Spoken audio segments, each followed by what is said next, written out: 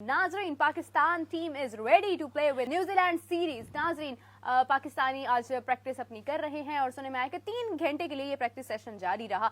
New Zealand के साथ किस टक्कर के साथ आएंगे, we are really excited to सी।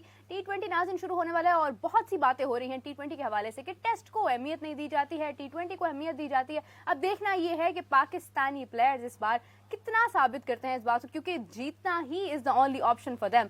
शाहीन आफरीदी भी रेडी हैं, रिजवान भी रेडी हैं और खास बात यह है कि हमारे स्क्वाड में इस वक्त 3 विकेट कीपर्स मौजूद हैं, 5 पेसर्स मौजूद हैं और 2 स्पिनर्स मौजूद हैं। अब देखना यह है कि 3 विकेट कीपर्स के साथ कैसे जाएगा, क्योंकि हसीबुल्लाह और आजम खान की बात की जाए तो नाज़रीन वो मिडिल ऑर्डर का हिस्सा है, रिजवान हमारे ओपनर हैं। अब देखना यह है कि क्या होने वाला है। मिलते हैं अपने पैनलिस्ट से, आप सबकी जान, क्रिकेट की शान हाफिज इमरान। अस्सलाम वालेकुम। वालेकुम अस्सलाम, बहुत शुक्रिया मीरब।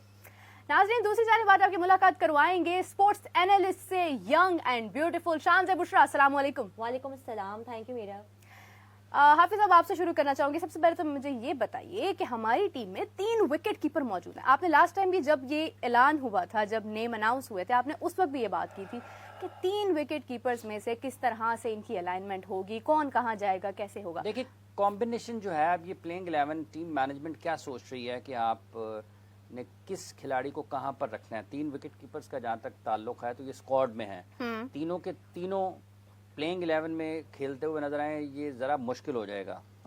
और जब कभी भी अगर आजम खान खेलेंगे तो उनके साथ कोई दूसरा विकेट कीपर अगर हो, कोई दूसरा विकेट कीपर अगर होगा तो वो यकीनी तौर पर वो कीपिंग करते हुए दिखाई नहीं देगा। मतलब अगर रिजवान और आजम खेल रहे हैं तो 99% यही होगा कि रिजवान आपको फील्डिंग करते हुए दिखाई देंगे और आजम खान आपको विकेट कीपिंग करते हुए दिखाई देंगे। अब इसके साथ चूंकि ये वाली सीरीज पाकिस्तान की तजुर्बाती तौर पर बड़ी अहमियत रखती है, क्योंकि मोहम्मद रिजवान, असल जो मसला है ना, ये 3 विकेट कीपर से भी बड़ा जो प्रॉब्लम है इस सीरीज में है, जिसके ऊपर बात होगी या जो तवज्जो का मरकज होगी वो विकेट कीपर्स की होगी नहीं। मेरा ये ख्याल है कि ये सारी की सारी सीरीज घूमेगी बाबर आजम और रिजवान के ओपनिंग पेयर के ऊपर। उनके साथ पाकिस्तान क्रिकेट टीम मैनेजमेंट क्या करती है, उनको कितने मैचेस मिलते हैं, उनको मिलते हैं मैचेस तो बैटिंग ऑर्डर उनका क्या होता है, किस बैटिंग ऑर्डर के ऊपर वो खेलते हैं। क्योंकि 3-4 बरस से वो जब से T20 क्रिकेट में कप्तान बने और रिजवान ने पहली मरतबा ओपन किया न्यूजीलैंड में जब वो गए, तो उसके बाद से लेकर जब इनका एक ओपनिंग पेयर बना तो ये ओपन करते हुए ही आ रहे हैं। इनके ऊपर बहुत ज़्यादा तनकीद हुई कि इनके खेलने का अंदाज एक जैसा है। पाकिस्तान इब्तदाई तौर पर स्ट्राइक रेट के ऊपर खासी बातचीत हुई, बहुत सारे मशवरे भी हुए कि इनको तब्दील कर दिया जाए। इवन इन दोनों को ओपन के ऊपर फिक्स करने के लिए नीचे आपको अपनी जो दीगर बल्लेबाज हैं उनके साथ कुछ ना कुछ करना पड़ा, मतलब उनके ऑर्डर को आपको छेड़ना पड़ा, एडजस्ट करना पड़ा, कुछ ना कुछ करना पड़ा। लेकिन ये दोनों ओपनिंग करते रहे। अब जब 2024 का आगाज हुआ है और पाकिस्तान अपनी पहली T20 सीरीज खेल रहा है तो इसमें ये विकेट कीपर से ज़्यादा अहम बात मेरा ख्याल ये होगी कि ये दोनों के साथ पाकिस्तान इस सीरीज में क्या करता है, और फिर यहीं से तयन होगा कि इसके बाद पाकिस्तान ने जब कभी भी T20 मैचेस खेलने इंटरनेशनल तो पाकिस्तान किस ओपनिंग पेयर के साथ जाता है। 3 जो विकेट कीपर हैं वो इसलिए हैं क्योंकि एक ने तो होना ही होना था। मोहम्मद रिजवान तो टीम का हिस्सा थे, 2 इजाफी तौर पर आए और उनके भी अगर आप देखते हैं तो दोनों बुनियादी तौर पर जब PSL के लिए खेले, हसीबुल्लाह तो वो किसी और बैटिंग ऑर्डर पर खेले, आजम खान खालिस्तान मिडिल ऑर्डर में खेलते हैं। उनका जो किरदार है T20 क्रिकेट में वो एक पावर हिटर के तौर पर है। इंटरनेशनल क्रिकेट में पाकिस्तान की तरफ से उनको जितना मौका मिला वो उतना अच्छा परफॉर्म नहीं कर पाए जितना वो आपको T20 लीग्स में नज़र आते हैं अच्छा खेलते हुए।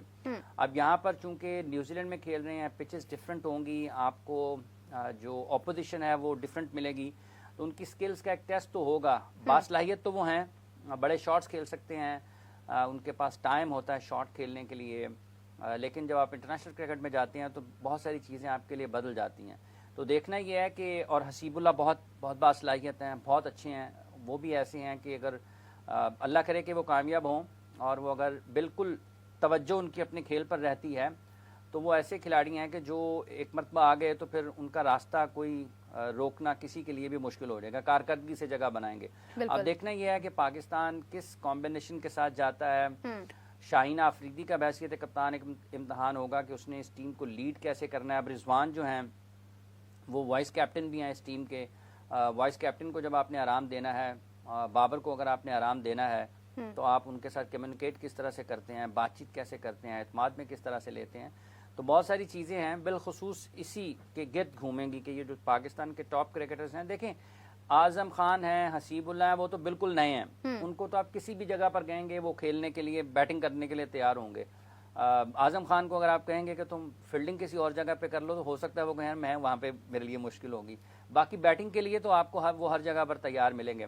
آپ ان کو کہیں گے اوپن کر لیں, وہ اوپن کر لیں گے. آپ ان کو کہیں گے آپ نمبر 3 پر چلے جائیں, وہ نمبر 3 پر چلے جائیں گے. لیکن اس طرح سے کرکٹ چل نہیں پاتی ہے. آپ کو کہیں نہ کہیں اسٹیبلٹی کی ضرورت ہوتی ہے. آپ کو کہیں نہ کہیں اپنے پلیئرز کو وہ جگہ جہاں پر وہ پرفارم کرتے ہیں, اگر کوئی شخص, کوئی کھلاڑی 5 6 7 سال کسی ایک مخصوص نمبر کے اوپر کھیلتے ہوئے آیا ہے, اور جب وہ نیشنل ٹیم میں آئے انٹرنیشنل کرکٹ کھیلنے کے لیے, اور اگر اس کو اپنا وہ نمبر نہ ملے تو چیزیں اس کی بہت زیادہ اپنی جگہ سے ہلتی ہیں. اس کی وجہ یہ ہے کہ اگر ایک اوپنر ہے, اس نے 5 سال 40 50 first class matches, 60 70 international list A کے میچز, 40 50 اپنے T20 میچز ایک ہی مخصوص نمبر پر کھیلے ہیں, تو اس کی ساری کی ساری ہینڈ آئی کوآرڈینیشن, اس کی ساری کی ساری سوچ, اس کی ساری کی ساری جو الائنمنٹ ہے باڈی کی, مطلب جو آپ کی سارے کا سارا نظام چلتا ہے, جو میکنزم ہے اس کی باڈی کا, وہ تو سارے کا سارا ایک مخصوص نمبر کے لیے فکس ہوگا نا. بالکل, اس نے ساری زندگی وہی کھیلا ہے. اگر آپ اس کو اٹھا کے اس کے اپنے نمبر سے کسی اور جگہ پر ڈالیں گے تو یہ اس کے ساتھ بھی زیادتی ہے. ایک اچھا کھلاڑی جو 4 5 سال کی فرسٹ کلاس کرکٹ کے بعد, اتنی اچھی پرفارمنسز کے بعد, اتنی زیادہ مشکلات سے گزرنے کے بعد, دروازے کھٹکھٹا کے آپ کے اور کارکردگی کا مظاہرہ کر کے نیشنل ٹیم میں آیا ہے, تو آپ اس کو اس کی اصل جگہ سے ہٹا دیں, تو یہ مشکل ہوتی ہے پلیئرز کے لیے. اور بیرونی دنیا میں جب آپ دیکھتے ہیں دیگر ملکوں میں اس قسم کی چیزیں آپ کو کم نظر آتی ہیں. پلیئرز ایک سیٹ, ان کا ایک پاتھ وے ہوتا ہے, ان کا ایک پیٹرن ہوتا ہے جس کے اوپر وہ کھیلتے رہتے ہیں مختلف سطح پر, اور جب اپنی ٹیم میں آتے ہیں, نیشنل ٹیم میں آتے ہیں, تو وہاں پر ان کو ان کے نمبرز ملتے ہیں, وہ وہیں پر پرفارم کرتے ہیں. کچھ ایسے ہوتے ہیں کہ جو ذرا فلیکسیبل ہوتے ہیں ان کی بیٹنگ, لیکن وہ اس سے پہلے انہی نمبروں پر اپنے آپ کو تیار کرتے ہوئے آتے ہیں. مطلب آپ دیکھیں نا, کے ایل راہل کی اگر آپ بات کرتے ہیں, ٹیسٹ کرکٹ میں WTC کا فائنل تھا تو وہ اوپن کرتے ہوئے بھی نظر آئے روہت شرما کے ساتھ. ابھی آپ دیکھیں کہ ساؤتھ افریقہ میں جو حال ہی میں انہوں نے سیریز کھیلی ہے, جس میں انہوں نے 100 بھی کیا پہلے ٹیسٹ میچ میں, وہ مڈل آرڈر میں کھیلتے ہوئے نظر آئے. تو پھر آپ کو یہ بھی دیکھنا پڑے گا, جب آپ لوگوں کے بارے میں یہ بات کرتے ہیں نا جی وہ دیکھیں وہاں پہ بھی کر لو, تو پھر آپ کو سکلز کا بھی موازنہ کرنا پڑے گا کہ کون کتنا سکلڈ ہے, کیا وہ اتنا باصلاحیت ہے, اس کی شاٹس کی رینج اتنی ہے, اس کے ٹیمپرامنٹ اتنا ہے, وہ مینٹلی کتنا ٹف ہے, فزیکلی کتنا ٹف ہے. تو وہ ساری چیزیں بھی آپ کو ساتھ دیکھنا پڑتی ہیں. اگر آپ نہیں دیکھیں گے, مطلب کسی کے فیصلوں کو دیکھ کر آپ اس کی نقالی کی طرف جائیں گے, نقل کرنے کی طرف جائیں گے, تو پھر آپ کرکٹرز کے مستقبل کے ساتھ کھیلیں گے, جو کوئی اتنی اچھی چیز نہیں ہے. وہ کہتے ہیں نا کوا چلا ہنس کی چال تو اپنی چال بھی بھول گیا. جو جہاں پر سیٹلڈ ہوتا ہے میرے خیال سے اس کو وہیں پہ رہنا چاہیے. کمنگ ٹو یو شان سے, I would like to ask کے آج میں دیکھ رہی تھی ٹویٹر پر ایک بہت چیز وائرل جا رہی ہے, اور وہ یہ ہے کہ محمد شامی کو کسی ایک خاص اعزاز سے نوازا گیا ہے. وہ کون سا ایوارڈ ہے, اس ایوارڈ کو حاصل کرنے والے اور کون کون لوگ ہیں؟ اچھا بالکل, پہلے تو ان کو مبارکباد پیش کریں گے کہ جو ان کی اچیومنٹ تھی ورلڈ کپ میں, سب سے زیادہ وکٹیں بھی انہوں نے حاصل کی, 24 وکٹیں ان کی تھی, اور کافی اچھی پرفارمنس رہی پورے اس سال میں. اور اس سے پہلے 2021 میں شیکھر دھون کو ملا تھا یہی ایوارڈ, ارجنا ایوارڈ نا. اور یہ ایک ایسا ایوارڈ ہے کہ 4 ایوارڈز ملتے ہیں کرکٹ میں, یہ سب سے اچھی جو پرفارمنس ہوتی ہے ان میں سے ایک ہے انڈیا میں. اور 2013 میں ملا تھا وراٹ کوہلی کو, اور 2015 میں ملا تھا روہت شرما کو. تو یہ ان کی اچیومنٹ ہے. فائنلی محمد شامی کو ملا, دیٹس ان انکریڈیبل اچیومنٹ. حافظ صاحب آپ اس حوالے سے کیا کہیں گے؟ دیکھیے بہت اچھی انہوں نے گیند بازی کا مظاہرہ کیا ورلڈ کپ میں, جب ہاردک پانڈیا انفٹ ہوئے, اور ان کو پانڈیا ایک ایسے کھلاڑی ہیں کہ جو انڈیا کی ٹیم کا اگر بیلنس ٹھیک ہوتا ہے نا, تو جب پانڈیا مڈل میں آتے ہیں یا پلینگ 11 میں آتے ہیں, تو ان کی ٹیم کا بیلنس بالکل آپ کو ایک پرفیکٹ قسم کا نظر آتا ہے. اس کی وجہ یہ ہے کہ نچلے نمبروں پر وہ ایک ایسے بیٹسمین کی حیثیت سے مانے جاتے ہیں کہ مینٹلی ٹف ہیں. انڈیا کو اگر اننگز بلڈ کرنے کی ضرورت ہوتی ہے تو وہ اس قسم کا کھیلنے کی صلاحیت رکھتے ہیں, ویسی بیٹنگ کی صلاحیت رکھتے ہیں, اور اگر آپ کو ہائی اسٹرائک ریٹ کے ساتھ جانے کی ضرورت ہے تو وہ کام بھی بخوبی کرتے ہیں. اسی ورلڈ کپ سے پہلے ایشیا کپ کے ایک میچ میں جو کہ پالے قلعے میں کھیلا گیا تھا, ان کی ایشان کشن کے ساتھ ایک پارٹنرشپ لوگوں کو یاد ہوگی.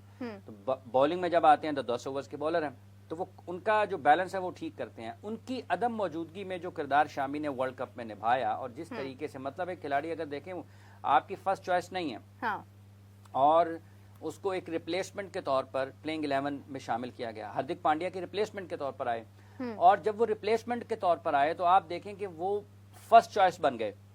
ہر میچ میں وکٹیں اور بالخصوص جس طریقے سے انہوں نے انگلینڈ کے خلاف بالنگ کی, ویسے تو انہوں نے 4-4, 5-5, 6-6 جو وکٹیں لی ہیں, ہر کسی کے خلاف لینا اتنا آسان نہیں ہوتا, لیکن جو بالنگ انہوں نے اگینسٹ انگلینڈ کی وہ دیکھنے سے تعلق رکھتی تھی کہ دور حاضر کے بہترین کرکٹر بین سٹوکس کو جس طرح سے انہوں نے بالکل بے بس کیا, اور بین سٹوکس کی ہمت جواب دے گئی, مطلب انہوں نے کہا کہ کس مصیبت میں پھنس گیا, تو وہ آؤٹ ہوئے, مطلب اس طرح کے شاٹ کھیل کے آؤٹ ہوئے. پورے ورلڈ کپ میں انہوں نے بہت شاندار گیند بازی کا مظاہرہ کیا, اور ان کے اوپر مختلف حوالوں سے تنقید ہوتی ہے. انڈیا میں لوگ یہ بھی بات کرتے ہیں کہ شاید شامی انڈر ریٹڈ ہے, شاید شامی کو اتنی زیادہ اہمیت یا اتنی زیادہ ان کو توجہ نہیں ملتی جتنی ان کی کارکردگی ہے.